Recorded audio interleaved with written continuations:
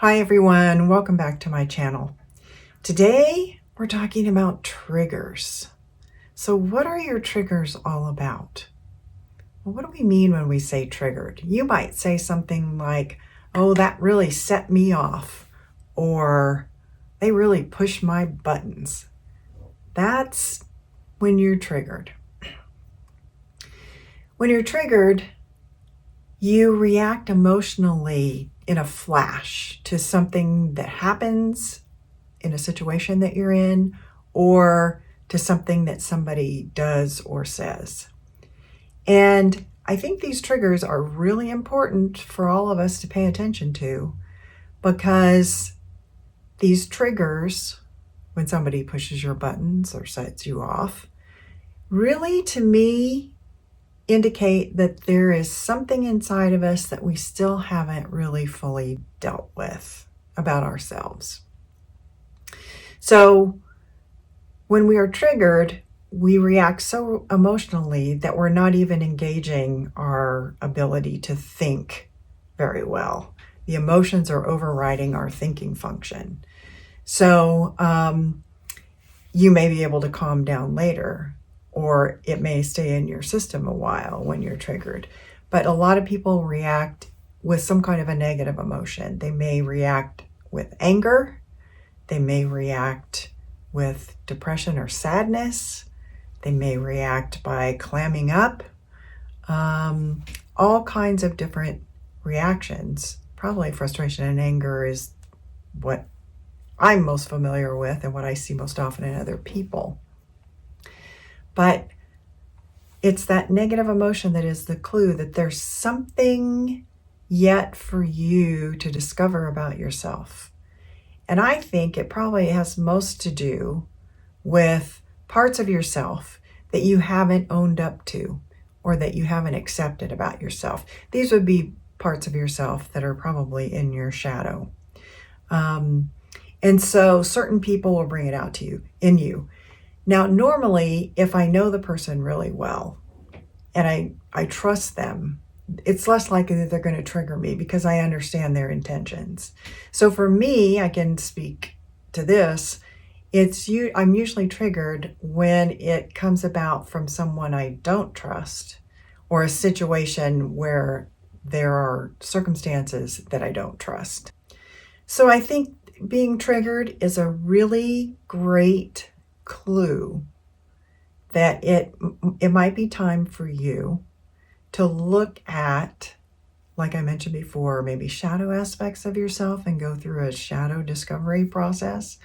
And that may be able to help you integrate more of what's being basically brought to you and shown to you from the outside as a reflection of what needs to be worked on the inside.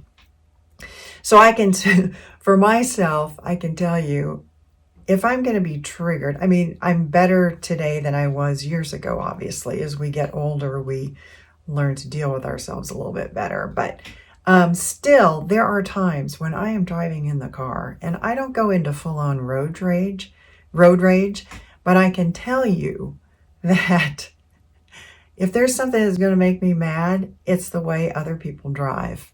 Whether they cut you off, or they go too slow, or they speed by you in a flash, whatever it is. Usually it's getting cut off, or people going so slow that you can't get around them under the driving conditions or whatever. But that brings up for me, it tells me that I probably have still issues around control, or it could be issues around being disrespected, right? Or not seen as valuable or worthy. Now, does the other driver know anything about me? No. They're just doing whatever they're doing. They're probably not even intending to irritate anyone. But it's just being in those situations with events or people that bring these things up in you, and that's a clue for you that it's something that still needs to be addressed. So you can learn how to manage your triggers. First and foremost, I think it's wise to really look at them as an area for personal growth and do some kind of shadow trait discovery process. I have a couple of videos that allude to that process, or looking at your shadow, so I'll link those to this video as well. The other thing is, when you find yourself being triggered, if you have raised your awareness about typical people or events that tend to trigger you, then you know going in that you just need to be mindful of it. And I think the more mindful and aware you are of your tendency, the better able you are to recognize it when it happens. And then to be able to take a breath or a beat after you've been triggered, and before you respond or react in some way that you don't really want to respond or react. Another thing is, you can also, particularly at work, or maybe if you're out with a trusted friend or loved one, if you know you're going into a situation, ask that friend just to be mindful, because afterwards you might want to ask them, how did I do? Did you see me get triggered? What's the telltale signs that I'm getting triggered? What do you see from your end? And just gather information and have them help you gather information about it and give you feedback about how you're doing in those typical situations or with those people who tend to trigger you. That can be very useful in you, again, continuing to raise your awareness and becoming even more mindful about what's happening with you.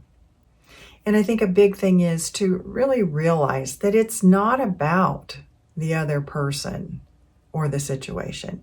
Yeah, that other person could be a real screw up, but that isn't really what's bothering you. What's really bothering you is that if you perceive them as a screw up, you might haven't owned the part of yourself that screws up sometimes too.